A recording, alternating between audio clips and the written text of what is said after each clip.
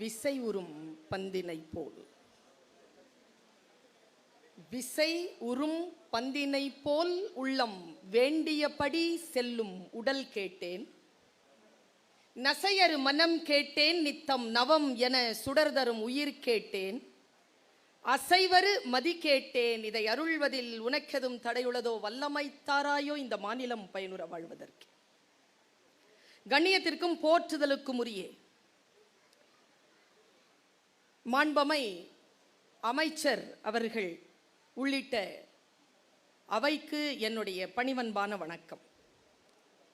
எனக்கு முன்னால் உரையாற்றிய அன்பு சகோதரர் செல்வகுமார் அவர்கள் மிக நீண்ட நெடிய தகவல்கள் உள்ளடக்கிய ஒரு கருத்துரையை உங்கள் மத்தியில் ஆற்றினார். எனக்கு அவர் சொல்லுகின்ற அத்தனை விஷயங்களும் தெரியும். நான் யாரை கவனித்துக் கொண்டிருந்தேன் தெரியுமா? உங்க எல்லாரையும் தான் பார்த்து கொண்டிருந்தேன். தகவல்கள் வந்து சேருகின்ற பொழுது நீங்கள் எப்படி அதை உள்வாங்குகிறீர்கள் என்பதில் தான் என் கவனம் இருந்தது. என்ன ஒரு காட்சியை நான் இங்கிருந்து இந்த மேடையிலிருந்து பார்த்தேன் என்றால், முதல் 4 6 வரிசையில் உட்கார்ந்து இருக்கக்கூடிய மாணவர்கள் ஒருவரோடு ஒருவர் பேசவே இல்லை. அமைதியாக உட்கார்ந்து இந்த நிகழ்ச்சியை பார்த்து கொண்டிருந்தார்கள். கொஞ்சம் பின்னால முக்கியமா அந்த ஒரு குரூப் அவங்க ரொம்ப உற்சாகமா தனக்குள் பேசிக் கொண்டிருந்தார்கள். நீண்ட நாட்களுக்கு பிறகு மீண்டும் சந்தித்து உரையாடக்கூடிய வாய்ப்புகள் அந்த குழுவில் இருக்கக்கூடியவர்களுக்கு ஒரு வேளை கிடைத்திருக்கலாம். அத்தகைய குழந்தைகளுக்கு ஒரு விஷயம் சொல்கிறேன். நீங்கள் அமைச்சர் அவர்கள் உரையாற்றுகின்ற பொழுதும் செல்வகுமார் அவர்கள் உரையாற்றுகின்ற பொழுதும் பக்கத்தில் இருக்கின்றவர்களோடு பேசிக் கொண்டிருந்தீர்கள் என்றால் நீங்கள் எதையோ ஒன்றை மிஸ் பண்ணிட்டீங்க. இன்னைக்கு என்ன மிஸ் பண்ணீங்கிறத சொல்றேன். நம் வாழ்க்கையை மாற்றக்கூடிய ஏதோ ஒரு சொல் யாருடைய உதடுகளிலோ ஒளிந்து கொண்டிருக்கிறது. அது ஏதோ ஒரு புத்தகத்திற்குள் மறைந்திருக்கிறது. எவ்வளவு சீக்கிரமாக அந்த சொல் வந்து சேர்கிறதோ அவ்வளவு சீக்கிரமாக மாற்றம் நிகழும். உங்கள் வாழ்க்கையை மாற்றி போடுவதற்கான வார்த்தைகளை சுமந்து கொண்டு இங்கே 2 பெருமக்கள் உரையாற்றி இருக்கிறார்கள். ஒரு குறிப்பு மட்டும் தரேன். முக்கியமா இந்த 15 to 17 வயசு இருக்கக்கூடிய பிள்ளைகளுக்கு ஒரு குறிப்பை மட்டும் கொடுக்கிறேன். நாம எதிர்பார்க்கிற ஒரு செய்தி, ஒரு சொல் நமக்கு முன்னால் வருகின்ற பொழுது நம் கவனம் சிதறுகின்ற காரணத்தினால் நம்ம கடந்து போயிடும். மறுபடியும் அது ஒரு சுத்திட்டு நம்ம கிட்ட வந்து சேர்றதுக்கு 30-40 வருஷம் ஆயிடும். அதனால் கவனத்தை சிதற விடாமல் வந்த வேலையை முழுமையாக பார்க்கக்கூடியவர்கள் ஜெயிக்கிறார்கள். நான் என்னுடைய அமைச்சர் அவர்களுக்கு சொல்லுகிறேன், இது நான் ஆசிரியராக பணியாற்றி நிறைவு பெறுகின்ற 24 வருடங்கள் முடிந்து 25வது வெள்ளி விழாவிலே நான் காலடி எடுத்து வைத்திருக்கிறேன். என்ன ஒரு மகிழ்ச்சினா, எனக்கு என்னுடைய இந்த 24 ஆண்டுகால வாழ்க்கையிலையும் ஒரு குழந்தை கூட என் கிளாஸ்ல ஃபெயில் ஆனதில்லை, ஃபெயிலாக விட்டதில்லை, பிடிச்சிடுறது. இன்றைக்கு நான் நன்றி செலுத்துகிறேன். உங்களுக்கு புரிகிறதோ புரியவில்லையோ எனக்கு தெரியாது. ஒரு நிலைத்த மனதோடு நான் தமிழக அரசிற்கு நன்றி செலுத்துகிறேன். வெறும் பெண் பிள்ளைகளை மட்டும் எடுத்து கொஞ்சுகிறீர்களே என்று என் தாய் மனம் எப்பொழுதும் ஒரு நிலையிலே ஏங்கும். ஏனென்றால் எனக்கு ஒரே ஒரு ஆண்மகன். இந்த பசங்களை பற்றி கவலைப்பட மாட்டேங்கிறீங்களே என்று தமிழ் புதல்வன் என்கின்ற திட்டத்தை முன்னெடுத்து இருக்கிறோம். அவர்களுக்காக கூட இனி இந்த அரசு பணியாற்றும் என்று சொன்ன இனிப்பான செய்தி என் காதுகளை வந்து அடைந்தது. உங்களுக்கு கோடான கோடி நன்றிகள். எங்க இந்த +2 and 10th படிக்கிற பசங்க மட்டும் கொஞ்சம் நிமிர்ந்து உட்காருங்க.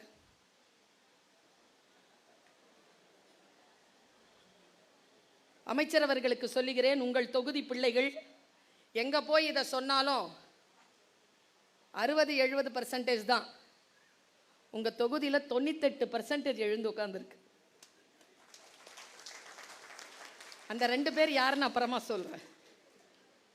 இந்த உலகத்திலேயே ஒரு சொல் வந்து சேர்ந்த உடனே கீழ்ப்படிந்தீர்கள் பாருங்க, அந்த குழந்தைகளுக்கு சொல்லுகிறேன், சொன்ன உடனே நிமிர்ந்து உட்கார்ந்தல்லப்பா, உன் வாழ்க்கையில இப்போ ஒரு அதிசயம் நடந்திருக்கு. உட்கார்ந்த இடத்துல இருந்தே 2 இன்ச் உயர்ந்திருக்க. உயர்ந்தியா இல்லையா? Stay alert, my dear children. Stay alert. Be aware. Speak up. இந்த 3 வார்த்தைகளை இந்த தாய் சொல்லுகிறேன். உன்னுடைய மனதின் அடி ஆழத்தில் அதை பிடித்து வைத்துக்கொள். உனக்கு எது தேவையோ அந்த விஷயத்தை மிக சிறப்பாக வடிகட்டி எடுத்துக்கொள்ளுகின்ற ஆற்றல் நமக்கு வர வேண்டும். நான் உலகம் முழுக்க சென்று தன்னம்பிக்கையை ஏற்படுத்துகின்ற ஒரு பேச்சாளராக இருக்கிறேன்.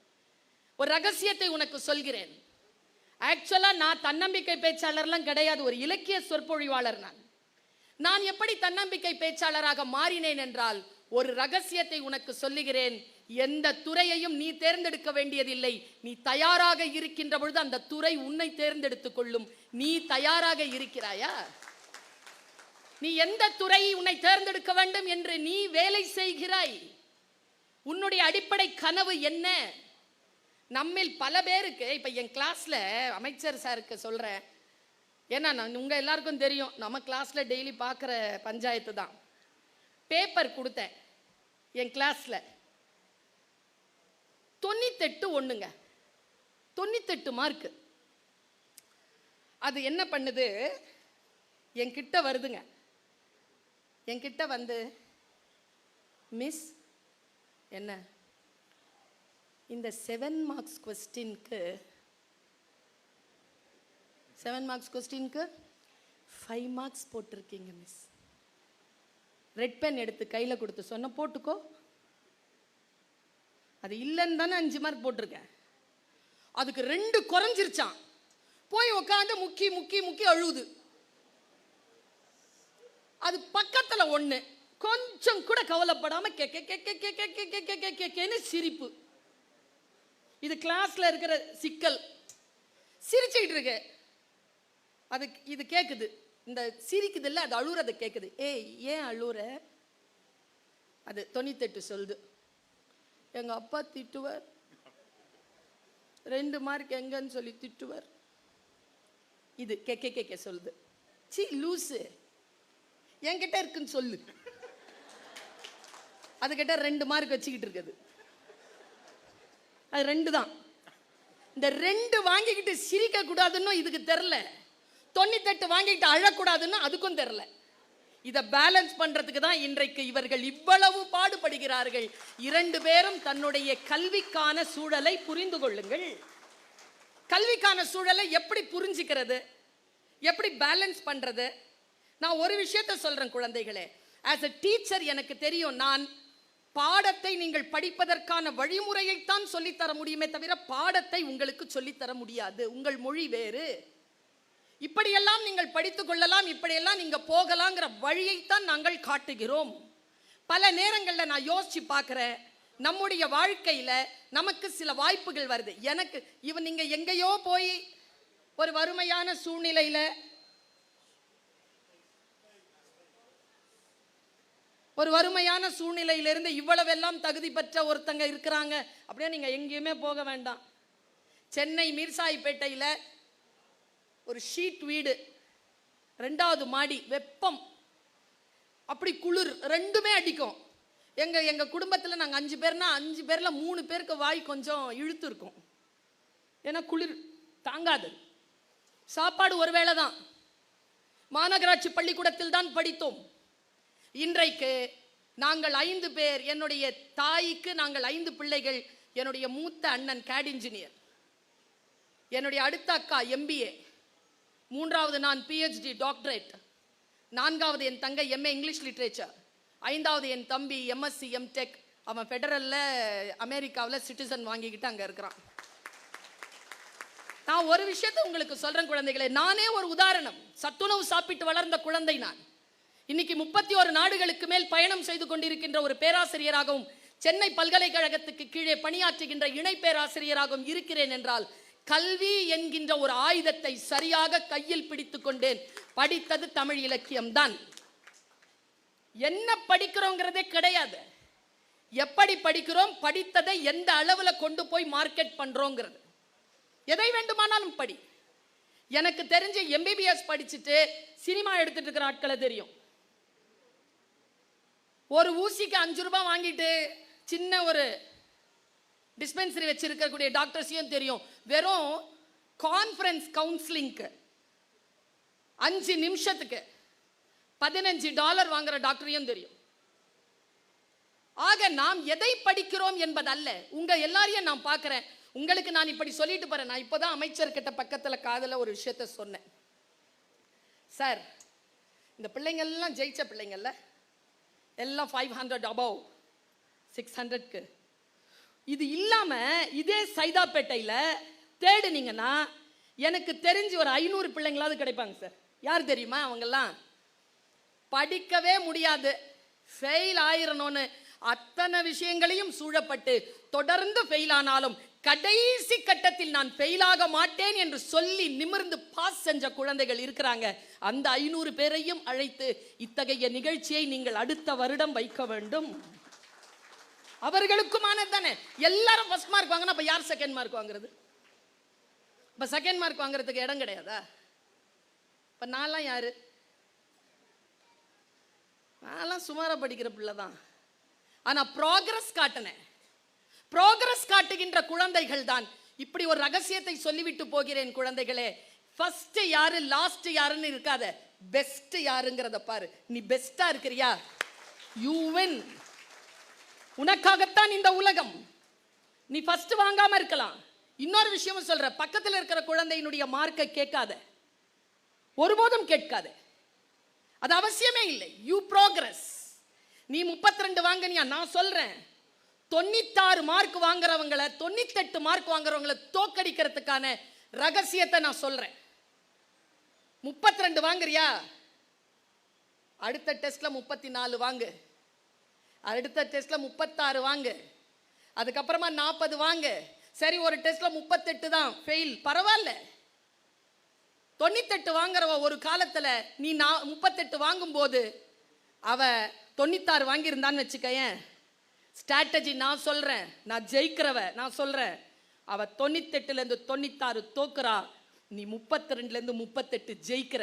ஜெயிச்சுக்கிட்டே போ. வாய்ப்புகளை முழுக்க பயன்படுத்த. உன்னுடைய 500 மார்க்கெல்லாம் போதாது. ஊக்கத்தொகை வாங்கிக்கொள், போதாது.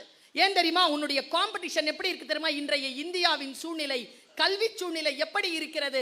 தமிழகத்து பிள்ளைகள் எப்படி இந்தியாவில் முதல் மாநிலத்திற்கான பிள்ளைகளாக கல்வி சிறந்த தமிழ்நாடுன்னு சொன்னாங்களே, அந்த கல்வி சிறந்த தமிழ்நாட்டில் வரக்கூடிய குழந்தைகளா நீங்க வரணும்னா உங்களுடைய தோளிலே பொறுப்பு அதிகமாக இருக்கிறது.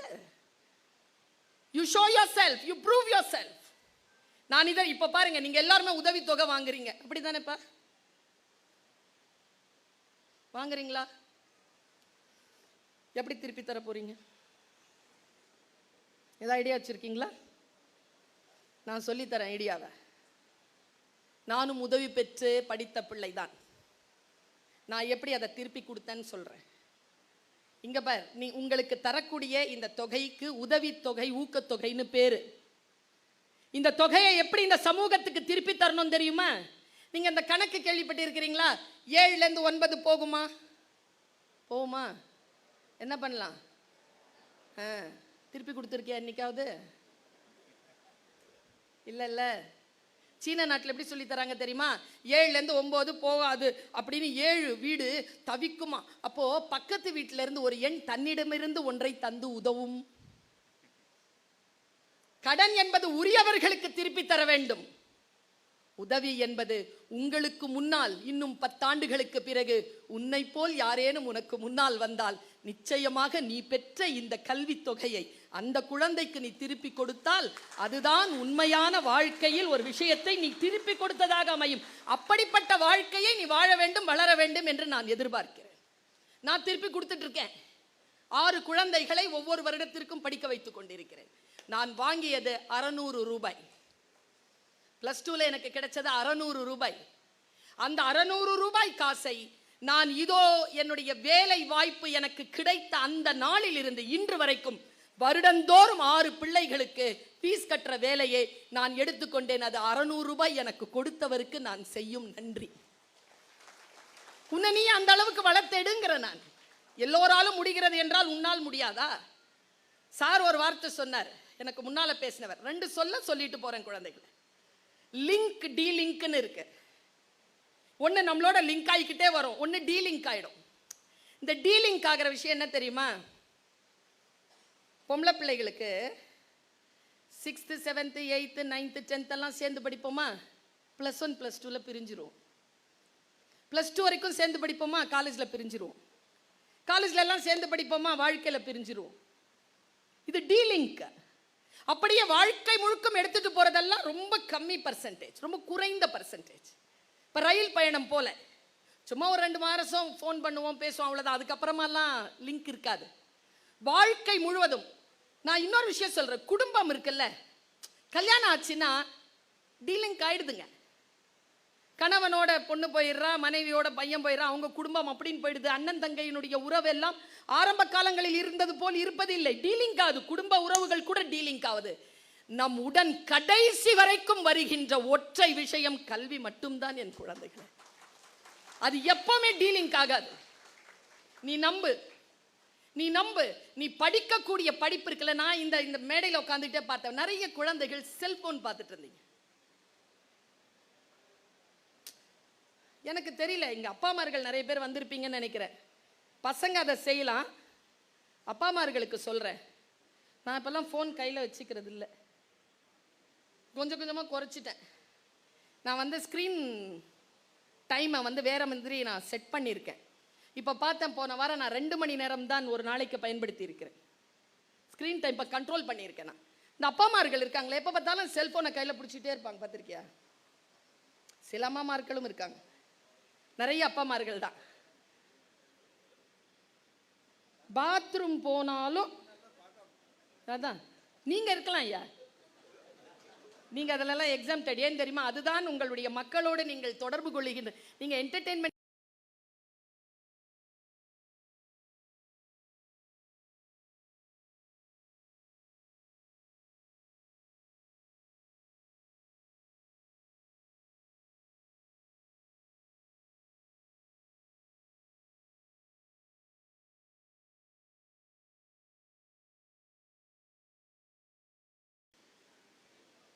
நான் ஒரு சைக்காலஜிஸ்ட் கிட்ட கேட்டேன், என்னத்துக்காக எப்போ பார்த்தாலும் பாத்ரூம்க்கு கூட அவங்க எடுத்துட்டு போறாங்கன்னு. பயமா,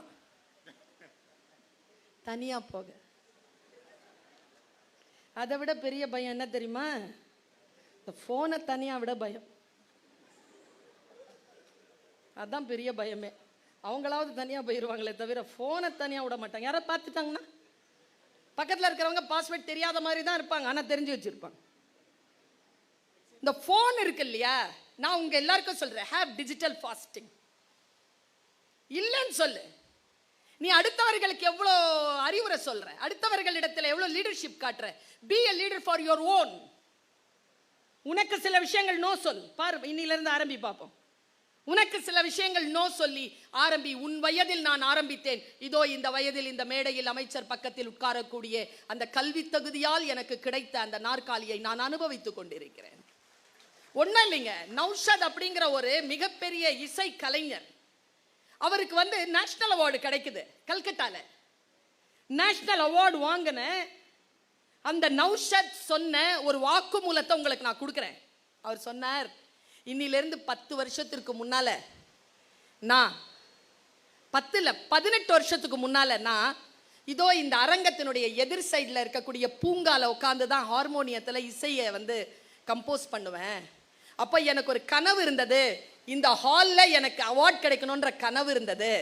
ஆனால் என்னுடைய அந்த பூங்காவுக்கும் அந்த ஹாலுக்கும் 18 அடி தான், 18 ஸ்டெப்ஸ் தான். 18 ஸ்டெப்ஸ் போயிட்டாங்கன்னா அவங்களுக்கு அந்த ஹாலில் வந்துடலாம். ஆனால் இந்த 18 அடியை கடப்பதற்கு எனக்கு 18 ஆண்டுகள் ஆனது என்று அவர் சொன்னார். இப்போ அங்கே நீ உட்காந்துருக்க பாப்பா, அங்கிருந்து இந்த மேடையில் இந்த சேர் எவ்வளோ தூரம்? ஏன்னா ஒரு 20 அடி இருக்குமா, 25 அடி இருக்குமா? அந்த 25 அடியை கடந்து இந்த மேடையில் நீ உட்காரணும்னா 20 ஆண்டுகள் நீ பணி செய்தாக வேண்டும்.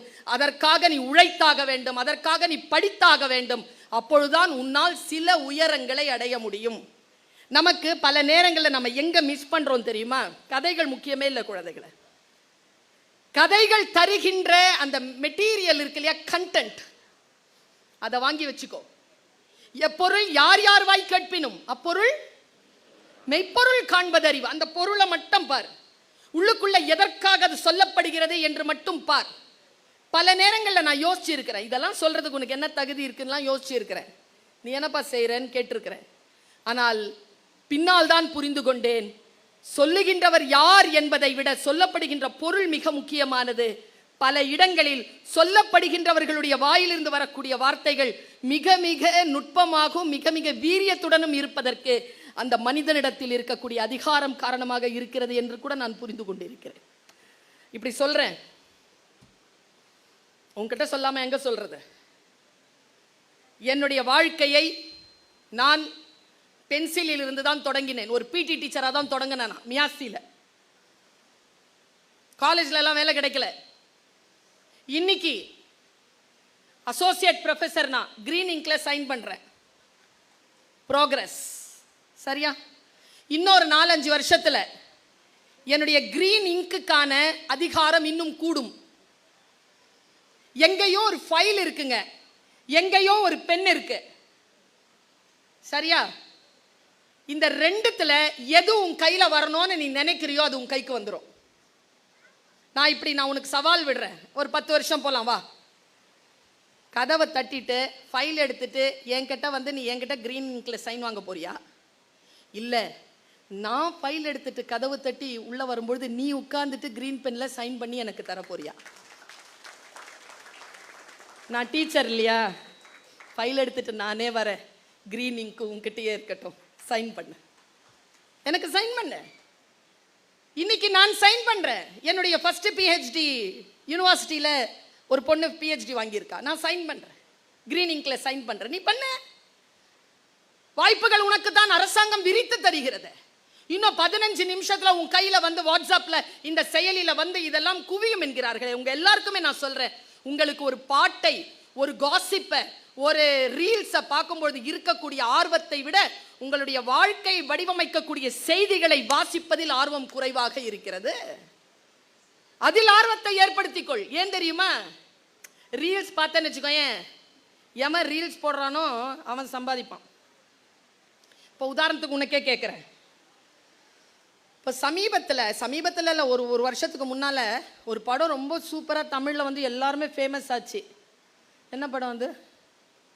ஒரு வருஷம் இருக்கும். நிறைய படம் பார்த்துட்டியா? ஜெயிலர்னு ஒரு படம் வந்தது. அதுக்கு யாரு டைரக்டர்? ஓ, அப்டேட்டடாக இருக்காங்க சார். லியோன்னு ஒரு படம் வந்துச்சுல்ல, அதுக்கு இஸ்ரோன்னு ஒரு அமைப்பு இருக்குது, அதுக்கு ஒரு டைரக்டர் இருக்கிறாரு, அவர் பேரு சோம்நாத். நான் சொல்லவா? நீ முதல்ல சொன்னல 2 ரொம்ப நுட்பமா சொல்றேன். அம்மா, நான் ரொம்ப நுட்பமா சொல்றேன்.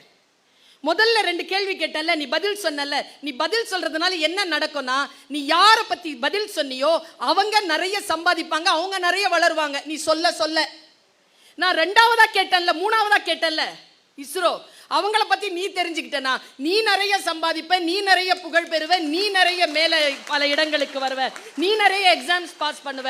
எதை நீ தெரிந்து கொள்ள வேண்டும் என்பதனை நீ முடிவு செய். நான் முடிவு செய்யறேன், நான் எதை தெரிந்து வைத்திருக்க வேண்டும்னு. இன்றைக்கு இருக்கக்கூடிய தினத்தந்தி பத்திரிகையில UPSC எக்ஸாமுக்காக வந்த இது வருது, பக்கம் போட்டிருக்காங்க, பல கேள்விகள் வருது. சும்மா எடுத்து வாசிக்கிறேன், தெரியாத கேள்விகள் எவ்வளவு இருக்குன்னு பார்க்கிறேன். ஒவ்வொரு முறையும் என்னை நானே புதுப்பித்துக் கொள்கிறேன். எனக்கு அவசியம் இல்லை, நான் அந்த எக்ஸாம் எழுத போறதில்லை. ஆனால் நாளைக்கு ஏதோ ஒரு விஷயம் பார்க்கின்ற பொழுது இது என்னன்னு கேட்டால் பதில் சொல்ல தெரியணுமேங்கிற ஆர்வத்தில் நான் தேடுகிறேன். அறிவை தேடுங்கள் என் குழந்தைகளை, நிறைய தேடுங்க. அந்த தேடுதலால் வரக்கூடிய மிகப்பெரிய ஒரு பரிசு உங்கள் காலடிக்கு வரும். மந்திர சொல்லை ஒன்று சொல்லிவிட்டு போகிறேன். 17 வயதிலிருந்து 25 வயதிற்குள் நீ எதை செய்வாயோ வாழ்க்கை முழுவதும் அதைத்தான் செய்வாய். Decide now. இவங்க சொன்னாங்கல்ல, உனக்கு எது ரொம்ப பிடிச்சிருக்கோ அதை எடுத்து படின்னு. இந்த வயதில் சில விஷயங்கள் பிடித்திருக்கும், ஆனால் அதற்குள்ளாக உன்னுடைய அடுத்த காலகட்டத்தில் 10 ஆண்டுகளுக்கு பிறகு வாய்ப்புகள் என்ன என்பதனை தேடு. 5 வருஷத்துக்கு அப்புறமா இது என்னங்கிறது தேடு. பாராமெடிக்கல் பத்தி சொல்றாங்கல்ல, பாராமெடிக்கல்ல பர் ஆனம் மேக்ஸிமம் எவ்வளவு சம்பாதிக்கலாம்னு பாரு. உள்ள இறங்கி டீடைல்டா போ. எனக்கு தெரிஞ்சு டீடைல்டா யார் தெரிஞ்சுக்கிறாங்களோ அவர்கள், நீங்க டீடைல்டா போகாதபடிக்கு உங்களுடைய காட்சி, இந்த கேட்ஜெட் இருக்குல்ல, அது மைண்டை ஸ்டக் பண்ணுது குழந்தைகளை. ரொம்ப படம் பார்த்துக்கிட்டே இருந்தேன்னா, ரொம்ப ரீல்ஸ் பார்த்துக்கிட்டே இருந்தேன்னா இந்த சிந்தனா திறன் குறையும். கொஞ்சம் ஷார்ப்பாக வச்சுக்கோ, ஒரு 4-5 வருஷம் வச்சுக்கோ.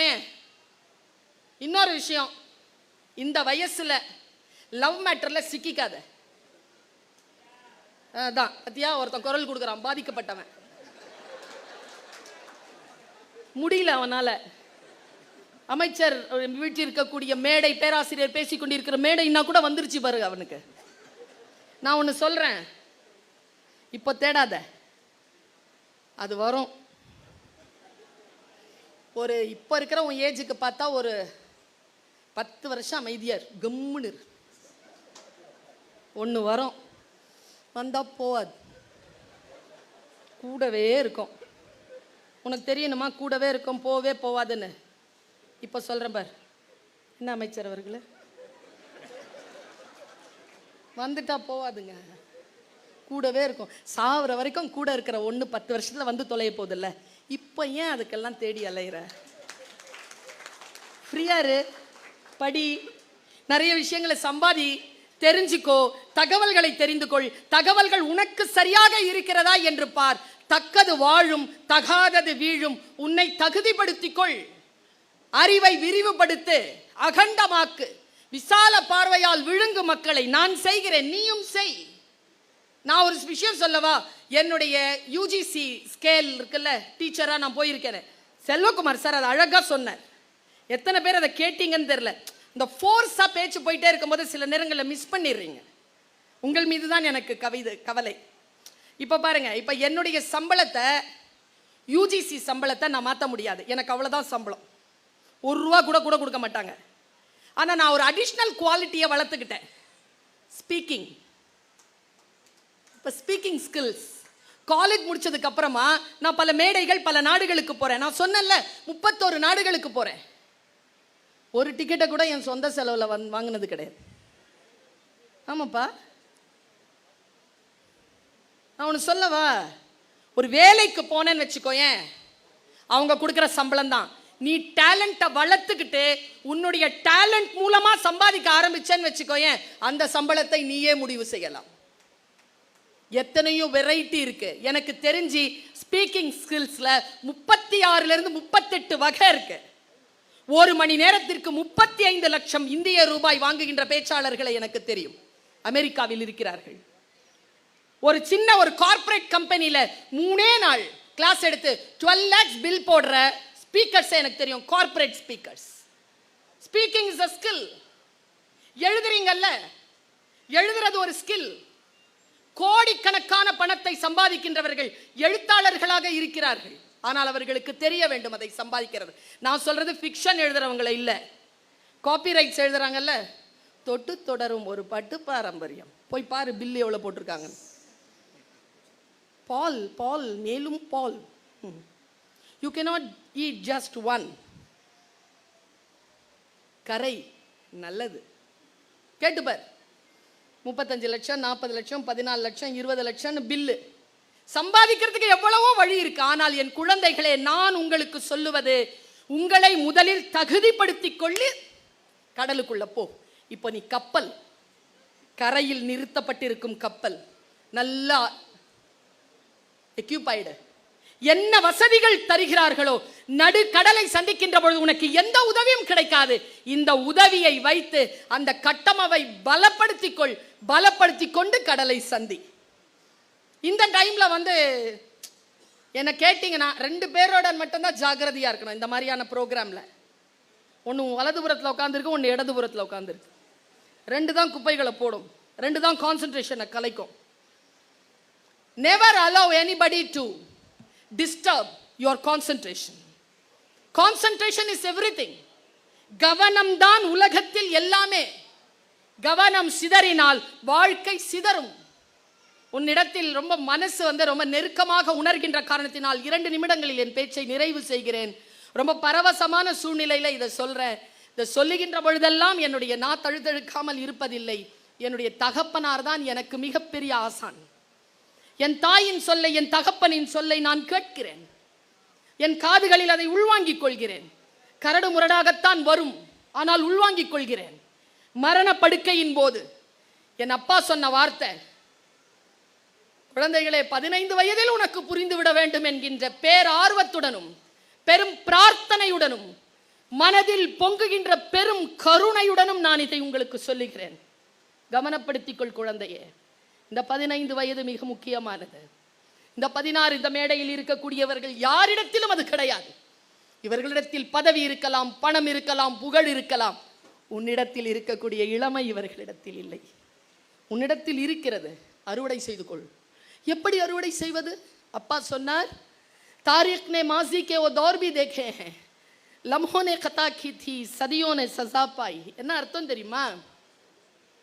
காலம் தன் பேரேட்டில் மிகப்பெரிய ரகசியத்தை பொத்தி வைத்திருக்கிறது. அது சொல்லும் ரகசியம் இதுதான். வினாடிகள் தான் தவறிழைக்கின்றன, தண்டனையோ யுகங்களுக்கு கிடைக்கிறது.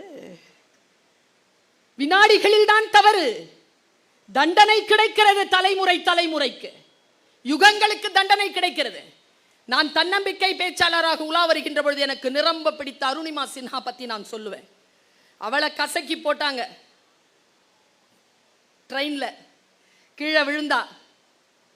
1:30 மணிக்கு வாலிபால் பிளேயர் பாட்னால இருந்து போயிட்டு இருந்தா, கீழே போட்டாங்க. டெல்லி போயிட்டு இருந்தா ஒரு வேலை இன்டர்வியூக்கு. எதிர்த்தா 4 பேர் தாங்க முடியல, கசக்கி ரோட்ல தூக்கி போட்டாங்க. இன்னைக்கும் போய் பாருங்க, உங்களுடைய மொபைல் யூஸ் பண்ணும் பொழுது அருணிமா சின்ஹா அப்படின்னு போட்டிங்கன்னா உங்களுக்கு அவளுடைய ஸ்டோரி வரும். அவ கால் உடஞ்சி, கை உடஞ்சி, முதுகு உடஞ்சி அந்த பிளாட்ஃபார்ம், அந்த தண்டவாளத்திலே கிடக்கிறா. காலையில் 1:30 மணிக்கு விழுந்தவ சாயந்தரம் 5:30 மணிக்கு அவளுக்கு வந்து உதவி வருது. நடுவில் இன்னொரு ட்ரெயின் வேற அடிச்சுட்டு போகுது. முதுகு தண்டு முத்தமா இல்லை. அவளை கொண்டு போய் ஹாஸ்பிட்டலில் சேர்க்கும் போது ஹாஸ்பிட்டல், பரேலி ஹாஸ்பிட்டலில் சொல்றாங்க அனிஸ்தீஷியா இல்லை. அவ ஸ்போர்ட்ஸ் கேர்ள். ஒரு கால் ஏற்கனவே போயிடுச்சு, இன்னொரு காலை ஆப்ரேஷன் பண்ணலன்னா அந்த காலம் போயிடும், அனிஸ்தீஷியா இல்லை. அந்த பாப்பா சொல்லிச்சான். அப்போ 22 வயசு அவளுக்கு. அவள் சொன்னாலாம், காலையிலேருந்து கிடக்கிறேன், நாய் பக்கத்தில் வர்றத மயக்கத்தில் கல்லடி பட்டு பட்டு உட்காந்துட்டு இருந்தேன். கல்லால் எடுத்து அடித்து அடித்து ரொம்ப வலிச்சுது எனக்கு. அதை விடவா வலிச்சிட போது, ஆப்ரேஷன் பண்ணுங்கன்ட்டா. அனிஸ்தீஷியா இல்லாமல் ஆப்ரேஷன் பண்ணுறாங்க. அடுத்த நாள் 10:30 மணிக்கு தான் அனிஸ்தீஷியா வருது. கொஞ்சம் நினைச்சு பாரு, அந்த ராத்திரி அவளுக்கு எப்படி இருந்திருக்கும். அவ அந்த துக்கத்தை கடந்து அனிஸ்தீஷியா வந்து 3 நாள் தூங்குறா. 4வது நாள் எந்திரிச்சு எல்லாரையும் பார்க்குறா. அவங்க மாமா வரார். சிரிச்சுக்கிட்டே சொன்னாரா, என்ன எவரெஸ்ட் ஏறலாமா? உடனே அவ சொன்னாலா, என்ன கிண்டல் பண்றீங்களா, கால் இல்லைன்னு சொல்லி காட்டுறீங்களா? லூசு, சிகரம் ஏறுவதற்கு, எவரெஸ்ட் ஏறுவதற்கு 2 கால் வேணாம்ப்பா, 1 போதும் அப்படின்னு போயிருக்காருங்க. 2011 மார்ச் மாசத்துல அடிபடுதுங்க. 2013 மே எவரெஸ்ட் ஏறிட்டா அருணிமா சின்ஹா. ஏறிட்டா பாருங்க.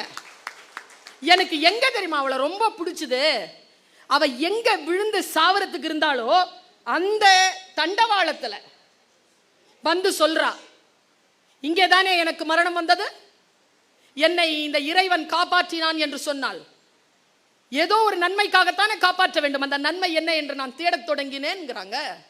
இங்க எத்தனை ஃபர்ஸ்ட் ஜெனரேஷன் உட்கார்ந்துருக்கீங்கன்னு தெரியல. உன் பாட்டிக்கு கிடைக்காத, உன் அம்மாவுக்கு கிடைக்காத எத்தனையோ வாய்ப்பு உனக்கு கிடைத்திருக்கிறது. அருணிமா சின்ஹா மாதிரி பாரு. எதுக்கு அருணிமா சின்ஹா உட்கார்ந்துருக்கிற நம்ம அமைச்சர்?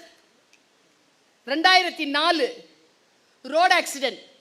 பனைமரம் உயரத்துக்கு கார் தூக்கி அடிக்குது. கால் மட்டும் 6 துண்டு. இந்த அவங்க முன்னால் உட்கார்ந்துருக்கார்.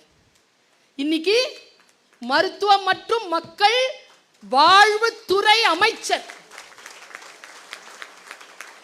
அது கைத்தட்டலுக்கான மேட்டர் இல்லை. கைத்தட்டலுக்கான மேட்டர் சொல்றேன் நான். அமைச்சர் பதவி யார் யாருக்கோ கிடைக்கிறது, இவருக்கும் கிடைத்திருக்கிறது. என் மனதில் மா சுப்பிரமணியம் அவர்களுடைய உயர்வு எங்கே தெரியுமா? 2004 அவருக்கு ஆபரேஷன், இன்னைக்கும் பிளேட் வச்சிருக்கார் காலில். சொன்னார், இப்போதான் அண்ணன் சொன்னார்.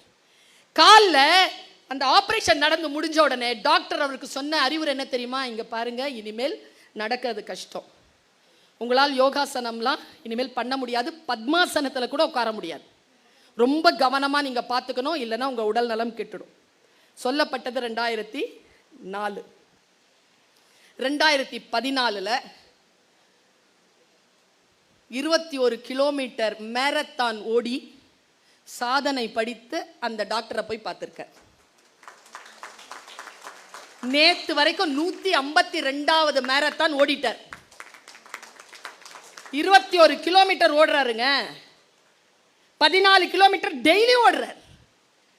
நடைப்பார். எங்க வெளிநாடு போனாலும் எல்லாரும் மால்க்கும், எல்லாருமே சாப்பிட்ற இடத்துக்கும், எல்லாரும் வேடிக்கை பார்க்கும் பொழுது இவர் மட்டும் நடைப்பயிற்சியில் இருப்பார். நான் யோசித்து பார்க்கிறேன், எது உனக்கு கிடையாது என்று இந்த உலகம் சொன்னதோ, ஏய் நீ யார் எனக்கு சொல்லுவதற்கு, இதோ அதை பெற்று காட்டுகிறேன் பார் என்று எழுந்து நின்ற ஒரு எழுச்சி நாயகனை நாம் அமைச்சராக கொண்டிருக்கிறோம். அவர் நின்னு பேசுறாருங்க. அவர் நின்று 20 நிமிஷம் பேசுறார்.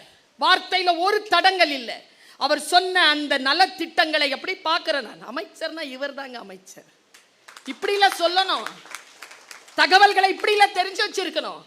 நான் யோசிச்சு பார்த்திருக்கேன். நான் கதைகளில் படிக்கின்ற பொழுது இரவு நேரத்தில் மன்னர்கள் மாறுவேடம் அணிந்து உலா வருவார்களாம், நகர் உலா வருவார்களாம். நகர குழந்தைகளுக்கு என்ன வேண்டும், பெண்களுக்கு என்ன வேண்டும், முதியவர்களுக்கு என்ன வேண்டும், வியாபாரிகளுக்கு என்ன வேண்டும், அவர்களிடத்தில் என்னென்னலாம் சிக்கல் இருக்கிறது என்று அப்படி தேடி தேடி பார்த்து தன்னை அரசியலில் முன்னிறுத்திய தன்னுடைய சைதை தொகுதி வாழ் மக்களுக்காக நகர் வலம் வந்து தன்னுடைய கடமையை மிகச்சரியாக செய்து கொண்டிருக்கக்கூடிய ஒரு அமைச்சர் நமக்கு கிடைத்திருக்கிறார். குழந்தைகளே, அவருக்கு இப்படி சொல்ல வேண்டும் என்று தோன்றுகிறது. அவருக்கு கடவுள் நம்பிக்கை கிடையாது, எனக்கு இருக்கு இல்லையா? குடி செய்வல் என்னும் ஒருவருக்கு தெய்வம் மடித்தற்று தான் முந்துரும். என்ன அர்த்தம் தெரியுமா ஐயா? அவருக்கு மட்டும் நான் சொல்லல குழந்தைகளை, உங்களுக்கும் சொல்லுகிறேன், எனக்கும் சொல்லுகிறேன். கோயிலில் உட்கார்ந்து இருக்கிற சாமி இருக்குல்ல, ரொம்ப நாளா உட்கார்ந்துட்டு இருக்குல்ல, அது எப்ப எந்திரிச்சு பா போதண்டாப்பா வாடா உனக்கு நான் கொஞ்சம் வேலை செய்யறேன்னு யாருக்கு முன்னால போகும்னா, யார் மக்களுக்காக வேலை செய்வதற்காக கிளம்புகிறார்களோ தெய்வம் மடித்தட்டி அவர்களுக்கு முன்னால் போய் வேலை செய்யும் என்று சொல்லுவார்கள். எத்தனையோ நலத்திட்டங்களை உங்களுக்காக கொண்டு வந்து தந்திருக்கிறார். உங்கள் அத்துணை பேருக்கும் குழந்தைகளை சொல்லுகிறேன், செய்யத்தக்க அல்ல செய்ய கெடும், செய்யத்தக்க அல்ல செய்ய கெடும். வள்ளுவம்தான். எது செய்யக்கூடாதோ அதை செய்தால் சூழல் கெட்டு போகும், செய்யத்தக்க செய்யாமையாலும் கெடும். எது செய்ய வேண்டுமோ அதை செய்யாமல் இருந்தாலும் கெட்டு போகும் என்றான் திருவள்ளுவன். உங்கள் வாழ்க்கையில் உங்களுக்கு வரக்கூடிய காலத்தை புரிந்து கொள்ளுங்கள். தவளை தண்ணியில போடும் பொழுது அது ஆமன் நாம சொல்லுவோம். வெந்நீர்ல போட்ட உடனே அது செத்து போகுதுன்னு ஒரு கதை கேட்டிருக்கீங்களா? வெந்நீர்ல ஆமை போடுவாங்க, அது வெப்பமாயிட்டே இருந்தா ஆமை செத்து போயிடும். கேள்விப்பட்டிருக்கீங்களா இல்லையா? நீங்க கேள்விப்படலன்னா உங்க மேல தப்பு இல்லை, உங்க அம்மா அப்பா மேல தப்பு, உங்க டீச்சர்ஸ் மேல தப்பு. எங்களுக்கெல்லாம் சொல்லி கொடுத்துருக்காங்க இல்லையா? தவளைய நீங்க தண்ணியில போட்டு கீழே வந்து வெப்பத்துல ஏற்படுத்திட்டீங்கன்னா அது வந்து நீந்தி நீந்தி வந்துட்டு கடைசியா துள்ளாம செத்து போயிருமா. அமெரிக்கால ஒரு ஸ்டடி பண்ணாங்க. நீ வீட்டுக்கு கொண்டு போகிற செய்தியா நான் இதை சொல்றேன். அமெரிக்கால செஞ்ச ஸ்டடி என்ன தெரியுமா? இப்போ நீ சொல்லு, இப்போ ஒரு தண்ணி தொட்டியில நான் தவளைய போடுறேன், கீழே ஒரு அடுப்பை வைக்கிறேன். இப்போ தவளைக்கு சூடு ஏறுது, தவளை குதிச்சு வெளியில போகலாம், அவ்வளோ ஸ்பேஸ் இருக்கு. ஆனா தவளை குதிச்சு வெளியில போகல. ஏன்? சூடு ஏறிக்கிட்டே இருக்கு, அப்படியே அது விரைச்சி போய் அப்படியே செத்துருது. ஏன்? ஏன்? வெளியில வந்துடலாம்ல, துள்ளி குச்சி வெளில வரலாம்ல, சூடு ஏறுத, ஏன் வரல? பயமா? பயம், முயற்சியின்மை, இதமா இருந்தது, வயசா? Mind set. மைண்ட் செட் என்ன மைண்ட் செட்பா? வெளில வர முடியாதுன்னு ஆராய்ச்சி என்ன சொல்லுது தெரியுமா தம்பி? அமெரிக்கால இதை சொல்றாங்க. என்னன்னா, ஹீட் வந்து ஆர்டிஃபிஷியல் ஹீட். அந்த அனிமல் வந்து கோல்ட் பிளட்டட் அனிமல். அதற்கு உடம்புல வந்து ஒரு சக்தி இருக்கு. அது தண்ணிலையும் இருக்கும் தரையிலையும் இருக்கும். தண்ணியில் இருக்கும்போது சூரிய வெளிச்சம் வந்துச்சுன்னா அது உடம்புல இருக்கக்கூடிய எனர்ஜியை வெளிப்படுத்தி அந்த ஹீட்டை வந்து சமாளிச்சுக்கும். இந்த தவளை ஏன் சாகுதுன்னா, அது ஸ்டார்ட் பண்ணும்போது ஹீட்டை ஸ்டார்ட் பண்ணும்போது இதமா இருக்குன்றதுனால அது சகிக்காது, தன்னால சமாளிச்சுக்க முடியும்னு எனர்ஜியை அனுப்பும். எனர்ஜியை அனுப்ப அனுப்ப அது ஹீட் அதிகமாகி எனர்ஜி ஃபுல்லா அனுப்பிடும் சமாளிக்கிறதுக்கு. ஹீட் பாயிண்ட் அடிக்கும் பாரு, வெளியேறுவதற்கு எனர்ஜி இல்லாம செத்து போயிருமா. நமக்கு சொல்ற பாடம் என்ன தெரியுமா? சமாளிச்சுக்கலாம் சமாளிச்சுக்கலாம் சமாளிச்சுக்கலான்னு இருக்காத. ஃபர்ஸ்ட் ஹிட் பண்ணும் பொழுதே டக்குன்னு எழுந்திருச்சு எனக்கு இது பிரச்சனை இருக்கு என்று சொல்லக்கூடிய அந்த வாய்ப்பை நீ பெற்றுக்கொள். அது உன் ஆசிரியராக இருக்கலாம், உன் பெற்றோராக இருக்கலாம், இல்லையா இதோ இவர்கள் தருகின்ற ஹெல்ப்லைனாக இருக்கலாம். எதையேனும் பயன்படுத்தி என் குழந்தையே, வாழ்க்கையில் நீ ஜெயிக்க பிறந்தாய் என்பதனை இந்த உலகத்திற்கு திரும்பி பார்த்து சொல்லிவிட்டுதான் இந்த உலகத்தை விட்டு நாம் போக வேண்டுமே தவிர, அதற்கு முன் இந்த உலகத்தை விட்டு போவதற்கு எந்த ஒரு சூழ்நிலையையும் அனுமதிக்க கூடாது. ஆற்றல் பெற வேண்டும், தன்னம்பிக்கை பெற வேண்டும், சூழல்களை சரியாக புரிந்து கொள்ள வேண்டும். இப்படி சொல்லி நிறைவு செய்கிறேன். நான் சிட்டுக்குருவிதான் குழந்தைகளை, பறக்க பறக்க தான் தெரிஞ்ச ராஜாளின்னு. இன்னைக்கு வானத்தில் சிறகு விரித்து பறந்து கொண்டிருக்கிறேன். நீயும் சிட்டுக்குருவி அல்ல, ராஜாளியின் குஞ்சுதான். சிறகை விழி, எழு, பற, வானம் காத்திருக்கிறது. அங்கே சந்திப்போம். வாய்ப்புக்கு மகிழ்ச்சி. வணக்கம்.